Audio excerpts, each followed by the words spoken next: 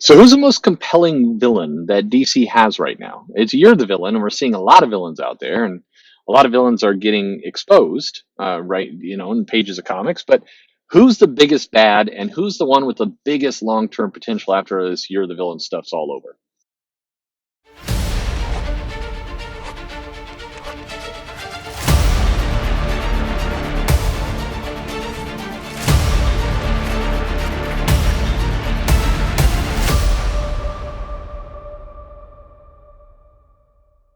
Hey, this is Perch, and this just goes into the matter of opinion. Of course, everybody's going to gravitate to the characters in a different way and in a way that makes sense for them. But who are the villains? Right now, DC's running this thing. You're the villain. By the time you watch this video, 3 years from now, you're listening to this. I don't know why you would, but hey, my stuff is timeless. That's right.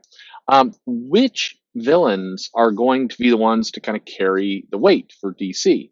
Obviously, you're always going to have a Joker. You're always going to have a Lex Luthor, and characters like that are always going to be part of the picture.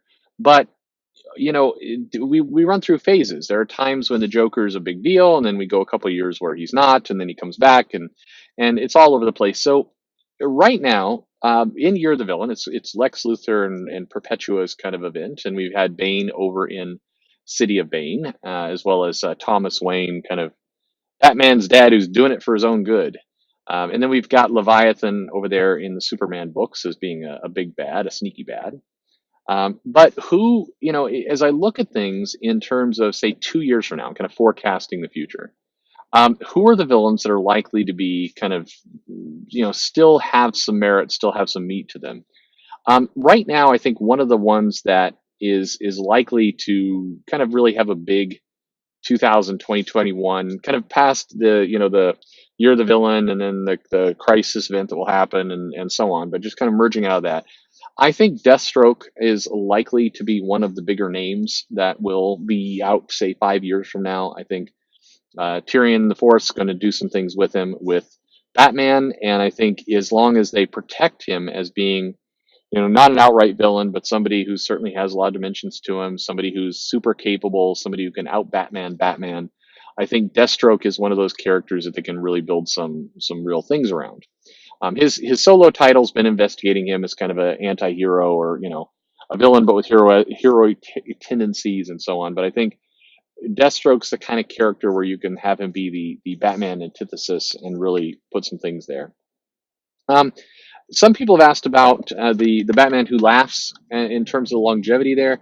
I'll be honest. I think the Batman Who Laughs has gone a lot farther than I expected he would. I didn't expect that the character would go as would keep going. It was kind of a not a shock moment, a shock joke, if you will, as part of Metal, as part of this idea that there's a dark multiverse, that there's a shadow version of ours. It's not like the crime syndicate. You've got a Batman who is fused with the Joker, and this is what the result would be like: a really kind of crazy but super powerful, super plotting character. Batman unleashed to his darkest potential. And I think on the surface that sounds very cool, but then kind of the Joker aspect, the mask, the just the whole costume and everything, the goth redux. I think that I was surprised that that's lasting, but it is lasting.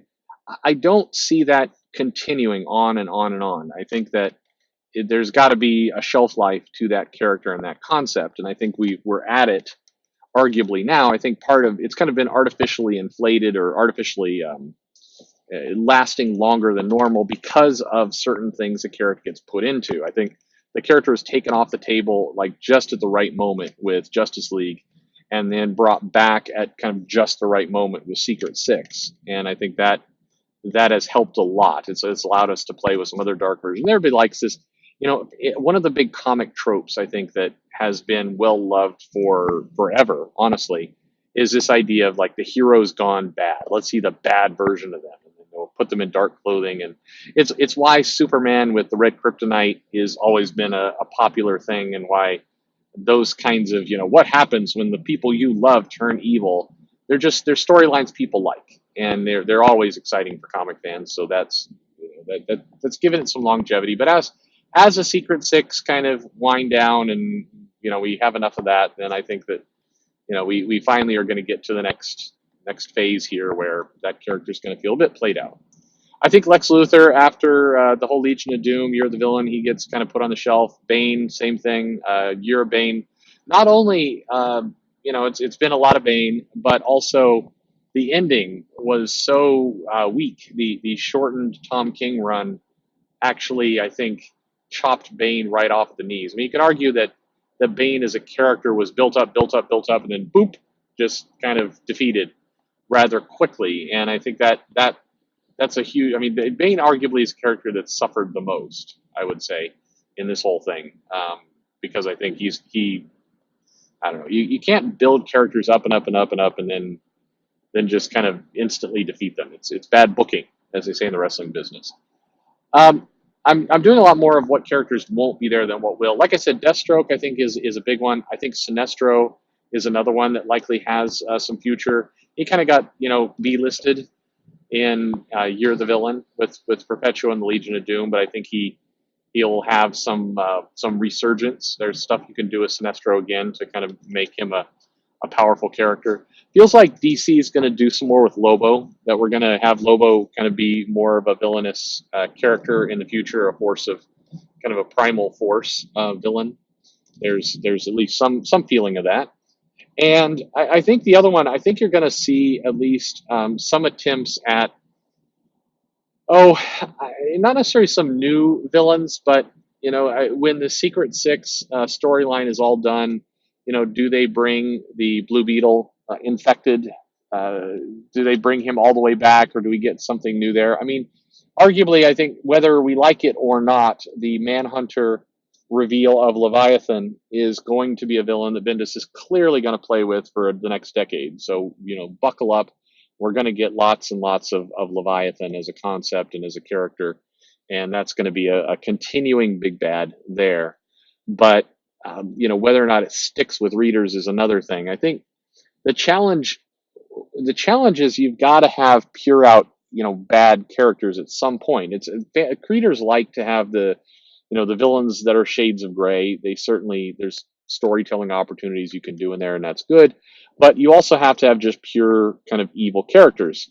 And the challenge, at least with Bendis's writing, where you get just pure evil, is that I don't think he really knows how to write those type of characters. He knows how to write kind of, sinister villains that have kind of different motivations or think they're right, or, and those can be compelling characters. I think you look at the Hood character from his work on the Avengers, and he certainly made a lot from that character. So I think there's nothing wrong with that.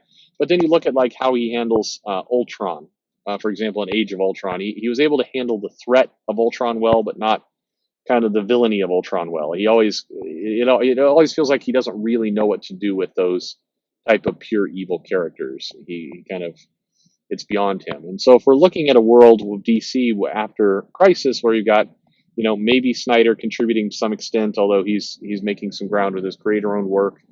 Undiscovered Country is going to open a lot of doors up for Scott Snyder that will likely take him in some other directions.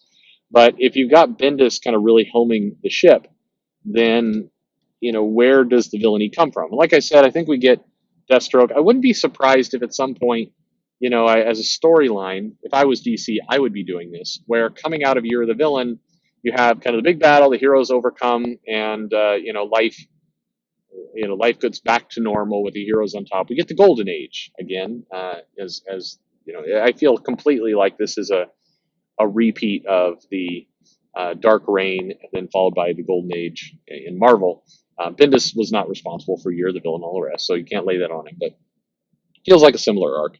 It would be really good for me, I think, if at the conclusion of this big battle, Luthor is defeated, Batman Who Laughs is defeated, Perpetua down, and that whole system crumbles, that we see a kind of secret, shadowy cabal type meeting. This is the kind of stuff that I think Bendis does do very, very well with, Illuminati and some of the things he does, where you have Deathstroke at that table going, all right, for a long time, I've, done my own thing, whatever, but I'm at Batman's level. We're going to put together a true villain team, and we're going to, carve up what's left of this. And you look around the table, and that's where I'd have Sinestro there as kind of the recurring member. from the Justice for the Legion of Doom there as a kind of a real superpowered bad guy, and then you can put some other people around that table who maybe are up and comer type villains who you want to focus on as being some movers and shakers of DC. I think that'd be smart for DC to kind of create that very firm villainy, big threat villainy as part of their piece. But anyway, that's where I think the villains are going. I think to me, I think Deathstroke has a big future here, and how James Tyrion IV handles him in Batman, since he's in the opening arc, is probably, I think, will tell us a lot. My hope that Deathstroke comes in, does some bad things. Batman kind of stops his plot, but maybe not all of his plot, and Deathstroke gets away scot-free from that, showing that he can outthink Batman at times, and that sets up a really big, nice, compelling villain for Bruce and for the heroes to go after. Worst thing you could do is have Deathstroke come in, have Batman just spank him right off the bat, as a way to have his a big story arc launching pad for Batman being victorious, and then we go into Crisis and we burn out a bunch more villains through that process, and then then we're starting over. That would be the worst possible thing they could do, but we'll see. Anyway, what do you think? Leave me a comment below. Would love to hear your thoughts on the matter. Absolutely. And which are the big villains you're hoping they will focus on? Would love to know that too. Like, subscribe if you don't mind. I always appreciate it. And check, by the way, if you hit notify at some point, you may not have that anymore. YouTube randomly seems to take people off. So check to make sure you're still signed up for notifications if you want those. I don't like these spam mail notifications, number ones. These alerts all the time drive me crazy. Follow me on Twitter at Comic Perch, and thank you for listening. So we've had a lot of talking in this comic. What do you think of comics that talk a lot?